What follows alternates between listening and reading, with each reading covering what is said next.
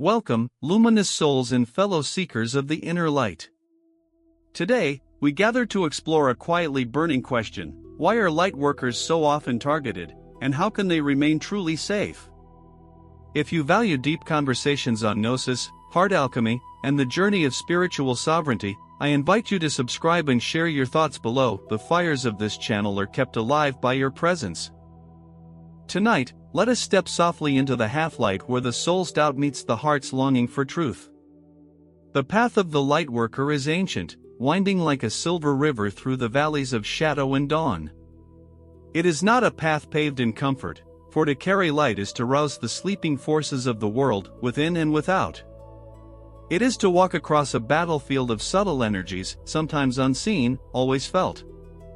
Every true lightworker feels, at times, the press of darkness against their flame, the chill of misunderstanding, or even open antagonism. Yet, what if these challenges are not punishments, but initiations, mysteries that test the opacity and resilience of our inner sun? The soul, coming from the starry fields of Sirius or from the warm earth of human making, is called again and again to remember who it is, even as shadows gather. Tonight, let us ask, what is it to be a target? Why does the world resist the light? And how do we tend our own safety in sacred, sovereign ways? With these questions, we journey inward together. Why do people seem to fear or even attack those who try to bring light or do good in the world? There is an ancient law, written in the marrow of matter and the stars, that light entering darkness stirs what sleeps within. When a light worker shines, they become a mirror, reflecting to others the state of their own inner rooms. For some, this gentle illumination calls forth inspiration, but for others it exposes wounds or blind spots tender and fiercely defended. The collective unconscious, which Jung spoke of as an ocean of inherited patterns, fears change. It guards its wounds with shadow. Lightworkers often awaken this pain and resistance, not because they seek to, but because the very presence of unmasked light threatens the castle of illusions we all, at times, live within. The attack is rarely personal. It is the ancient drama of light and shadow that plays through each of us, exposed when we choose to shine. But why does it feel like the darkness is so much stronger sometimes? Like it's everywhere? The sense of darkness being stronger is, in part, an illusion woven by proximity and contrast. Imagine a lamp in a cave. Its flame appears small compared to the surrounding vastness. Darkness, however, is only the absence of light. It has form only when light reveals its boundaries. In times when the world seems shadowed, it is not more powerful, but simply more obvious. The work of a lightworker is subtle, to offer illumination not as battle, but as silent expansion. Darkness recedes not by force, but by the quiet persistence of light. Remember, shadow may appear vast, but it is always defined by where the light is absent, never by its own substance.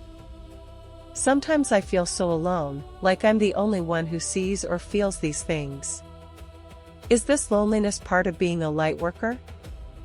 The loneliness you name is the echo of soul memory, a remembrance of home, of star realms or heart communities where unity was natural and fractures unknown. Incarnating as a lightworker often means carrying a vibration that feels foreign in a dense, distracted world. This difference can manifest as ache or isolation.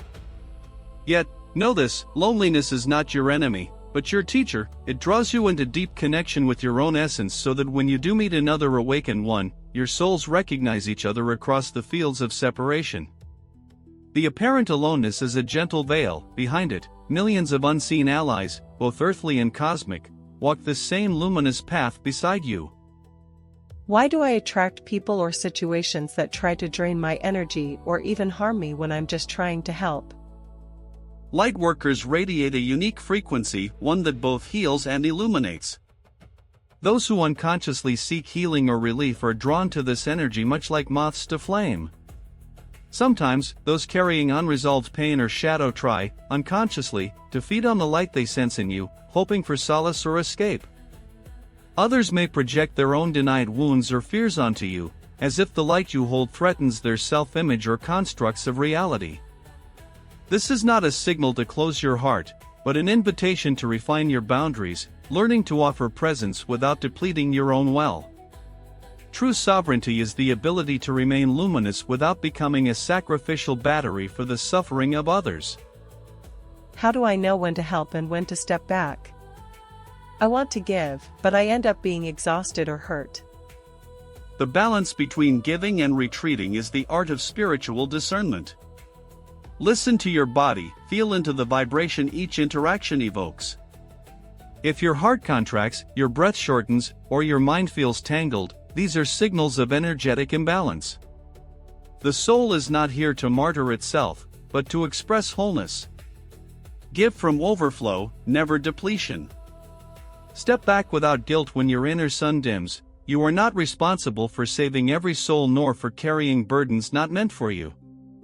Compassion informed by clear boundaries becomes a living alchemy. You remain whole, and what you offer is all the more potent for being rooted in wisdom rather than sacrifice.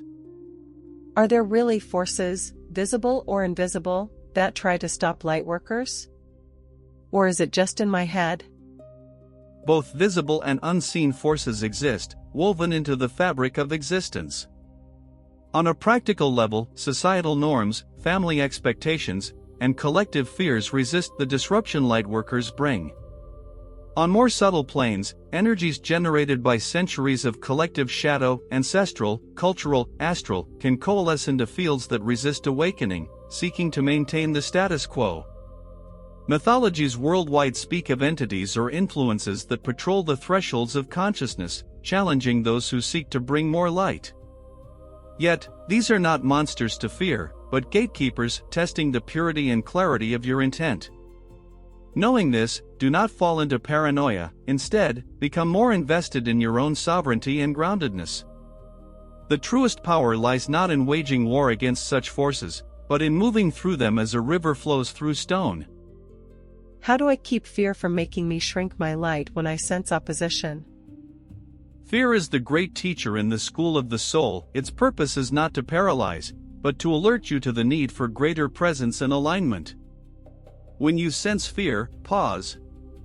Breathe deeply and anchor into your body, returning to your own sacred center. Ask, is this fear my own, or am I absorbing collective anxiety? Imagine your inner light as a hearth that warms and protects. Do not fight fear, welcome it as a visitor. Offer it the seed of compassion and let it teach you what must be strengthened or released. As you befriend fear, you transmute it. Your light grows not in the absence of opposition, but by learning to shine despite it, turning what once intimidated into the fuel of transformation.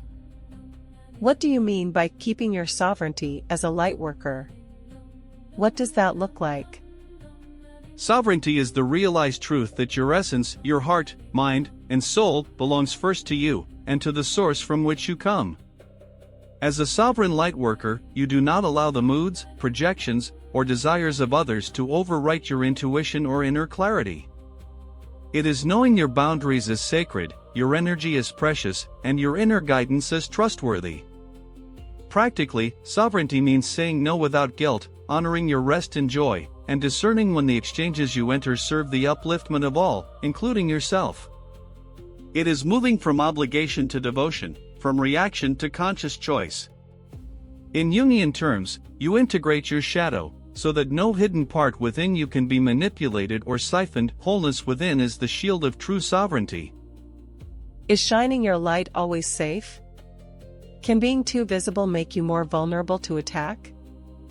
Shining one's light, especially in times or places hostile to awakening, does carry risk, but safety in the spiritual sense does not mean absence of challenge, but rather the capacity to remain whole amidst adversity. Visibility amplifies your signal, attracting both resonance and resistance. It is wise, especially in tender stages, to practice discretion, choosing when and how you reveal your gifts. Just as the pearl forms in darkness before it is shown, so too can your light mature in silence before its public unveiling. Listen to your intuition, let it guide you about when, where, and with whom you share your wisdom. True safety is cultivated not by hiding your genius, but by letting it unfold in harmony with your soul's guidance, ready to withstand both praise and opposition. How can I protect my energy in everyday life without becoming closed off or suspicious? Energetic protection need not be armoring or mistrustful, it can be as simple and profound as tending a garden. Begin each day with intention, visualize a sphere of light around you, not as a wall, but as a filter allowing nourishment in, releasing what does not serve. Practice grounding, feel your feet, breathe deeply, remain present in your body. Bless those you meet, even silently, so that your energy flows without entanglement. When you engage with others, especially in draining situations, call your energy back before and after. Imagine roots drawing essential strength from the earth. Trust that openness and protection are not opposites. When you are rooted in love and discernment, you can remain open-hearted and yet untouchable by energies not meant for you. Can lightworkers really make a difference in such a dark world, or is it just a drop in the ocean? One ray of light may seem like little in the vastness of night, but consider the physics of illumination. Even a single candle can be seen from miles away in perfect darkness. Humanity's evolution is not linear, but is catalyzed by the critical mass of awakened hearts. A handful of lightworkers living authentically can shift entire timelines. Never underestimate the silent revolutions stirred by an act of kindness, a word of truth, or the serenity of a peaceful presence. Each drop alters the ocean's nature. If you touch just one soul, you alter the entire tapestry in ways unseen. Gnosis reminds us, the world is dreaming, it is shaped and awakened not by numbers, but by the potency and purity of those who dare to become conscious. Why do some lightworkers seem to go through so much suffering or heavy trials, even more than others? Suffering, in the life of a lightworker, is rarely punishment, it is initiation. You carry the alchemist's fire because your soul craves to transmute dross into gold within yourself and in the world. Those called to greater service are tested more deeply so that their compassion, depth, and wisdom may become true, not theoretical. Healers must know the cold to value the sun. Sages often begin as wounded children. These ordeals shape your medicine, your scars become maps for others still lost in shadow. Yet, remember, suffering is to be honored, not fetishized. Seek healing, not martyrdom. Your value lies not in how much you endure, but in how honestly you transmute that darkness into love. How can I stop taking negative words or hostility from others so personally? The outer world is a theater of projections, as Jung taught.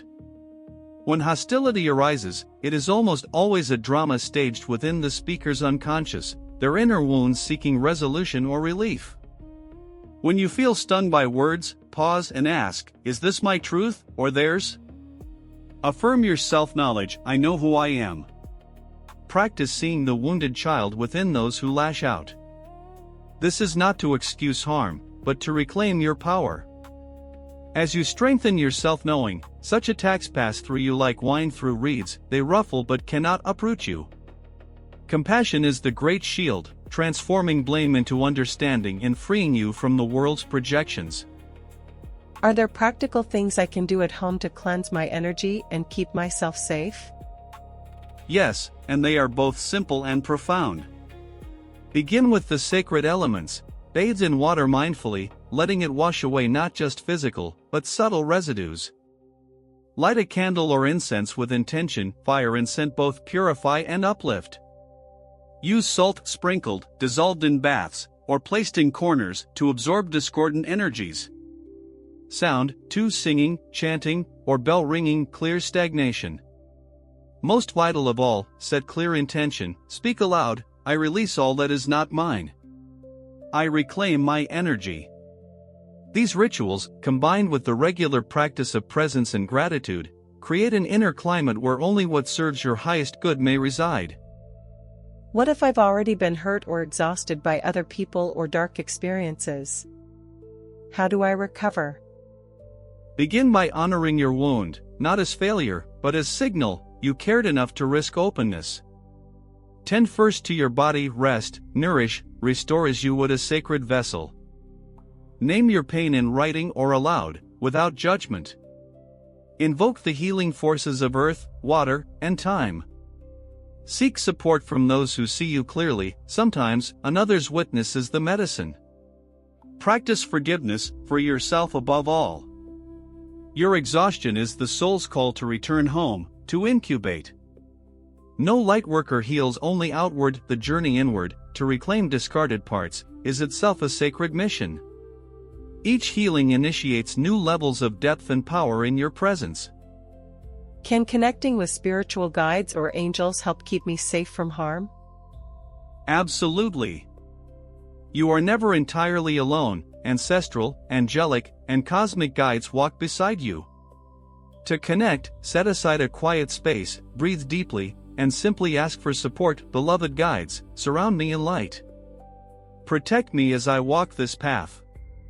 Remain open to subtle sensations, chills, tingling, a quiet reassurance. Trust these signals, even if faint. Over time, dialogue with these allies will deepen. Yet remember, guides amplify, but do not replace, your own discernment and sovereignty. Their help comes most powerfully when you take the first steps.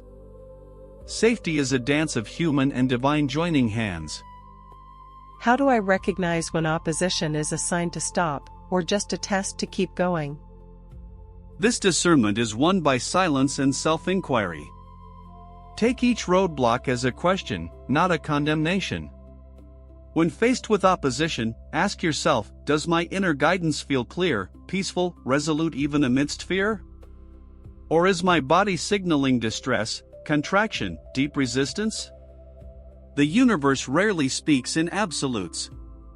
Sometimes, tests are calls to persist, other times, they are redirections for your highest good. As you deepen your intuition, through meditation, journaling, nature, you refine your perception. The difference between a closed door and a locked gate is subtle. Presence reveals which is which. Why do lightworkers sometimes feel overwhelmed by the pain in the world? How can I cope with that? Compassion opens us to the world's suffering, sometimes, so deeply it feels as if we carry it all. Empathy is a holy gift, but when unguarded, becomes a channel for overwhelm. Remind yourself, you are responsible for your lamp, not the whole landscape.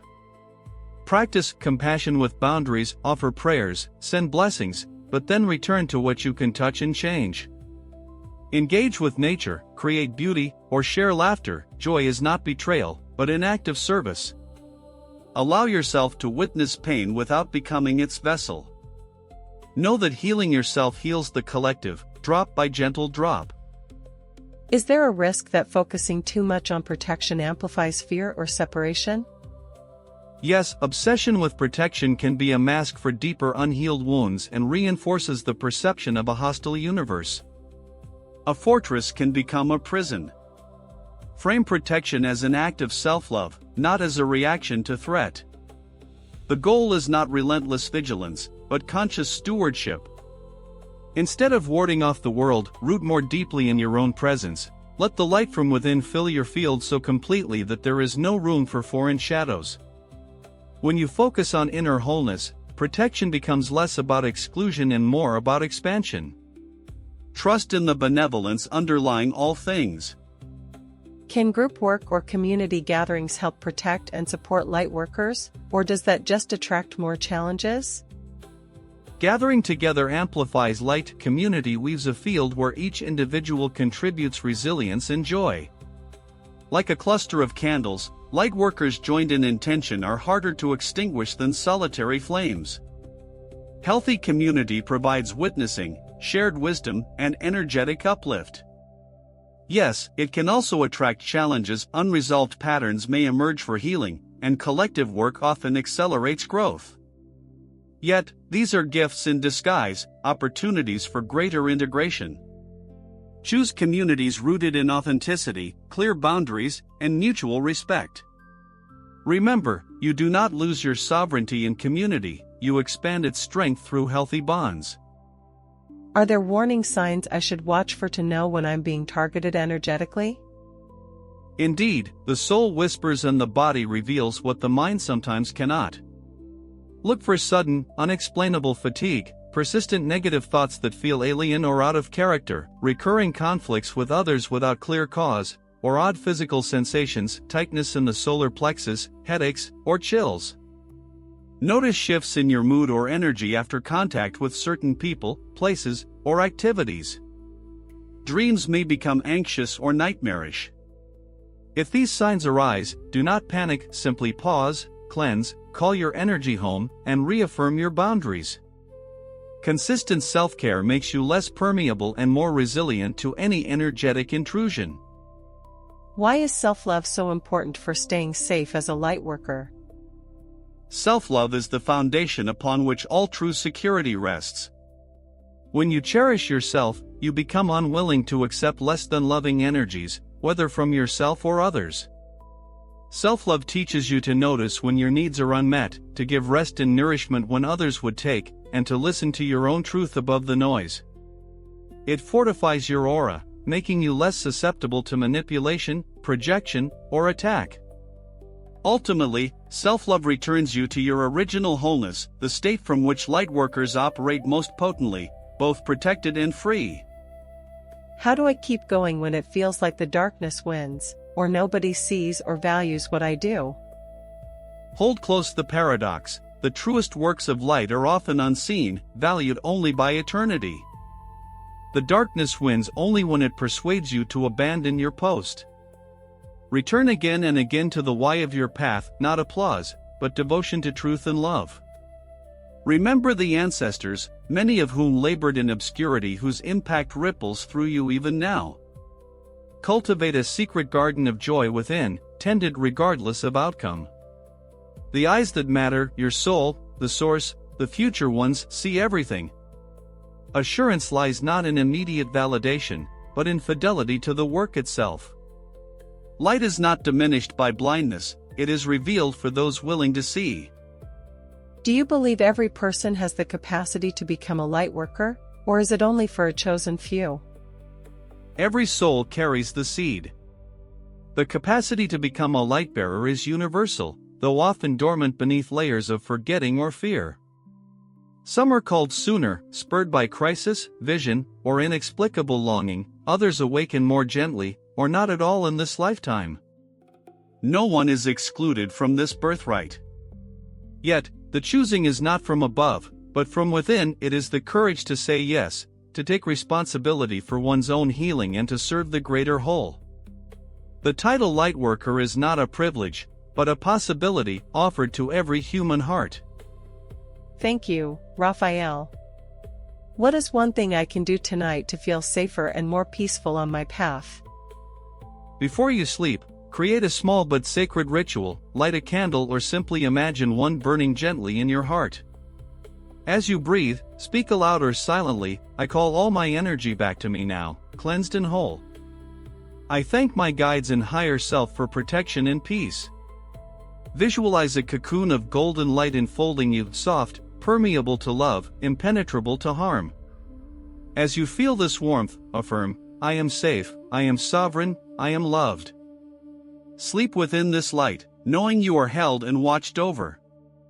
If you found value in this dialogue, I invite you to like, share your thoughts, or subscribe. Your voice deepens our circle, and your light touches more than you know.